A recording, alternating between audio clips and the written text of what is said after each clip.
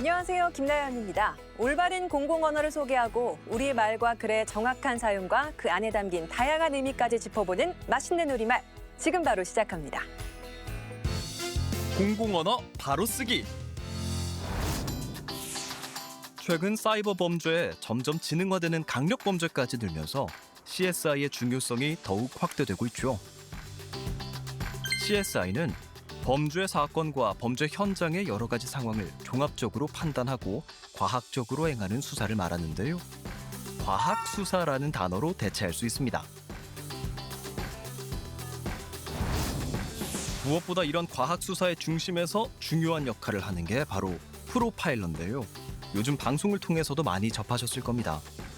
프로파일러는 일반적인 수사 기법으로는 해결하기 힘든 연쇄 살인 사건 수사 등에 투입돼서 용의자의 성격이나 행동 유형을 분석하고 도주 경로나 은신처 등을 추정하는 역할을 하는 사람을 말하는데요.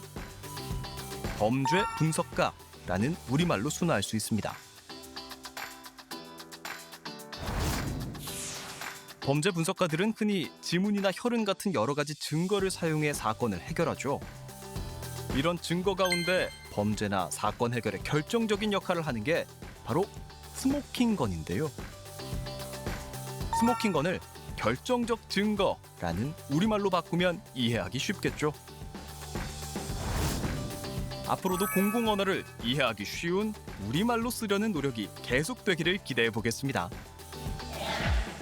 일상생활에서 습관적으로 잘못 사용하고 있는 우리말이 많습니다. 평소에 자주 쓰는 말이지만 막상 적으려고 하면 실수하는 표현들 지금부터 짚어보겠습니다.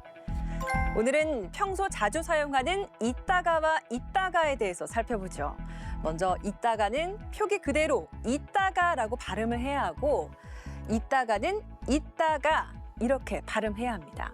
하지만 두 단어 발음만으로는 구별하기가 쉽지 않죠. 먼저 이따가는 뒤에 단어를 꾸며주는 부사로 이 자체가 한 단어라서 변형할 수가 없습니다. 조금 지난 뒤에라는 뜻이기 때문에 주로 이따가 봐, 그리고 이따가 만나와 같은 형태로 사용할 수 있습니다. 반면에 이따가는 동사 이따를 활용한 것으로 이따라는 동사에 다가가 붙은 겁니다. 이따가는 한 장소나 시간에 머물러 있다가 다른 동작이나 상태로 옮겨지는 걸 말합니다. 다시 정리해보면 이따가는 조금 지난 뒤에라는 뜻의 부사로 이따가는 동사 이따의 활용형으로 사용할 수 있다는 걸 기억하면 훨씬 더 수월하게 표현할 수 있지 않을까요?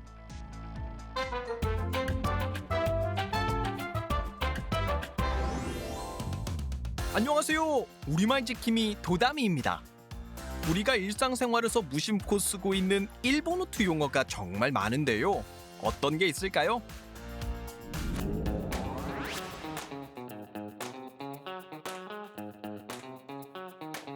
김대리님, 부서에서 가을 체육대회 준비 열심히 한다면서요.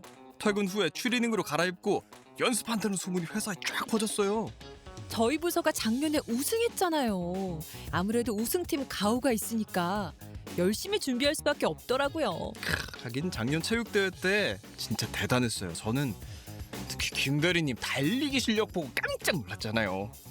학창 시절에 육상부 활동 좀 했거든요. 어쩐지. 이번 체육대회 때도 계주 선수로 뛰시는 거죠? 기대되는데요.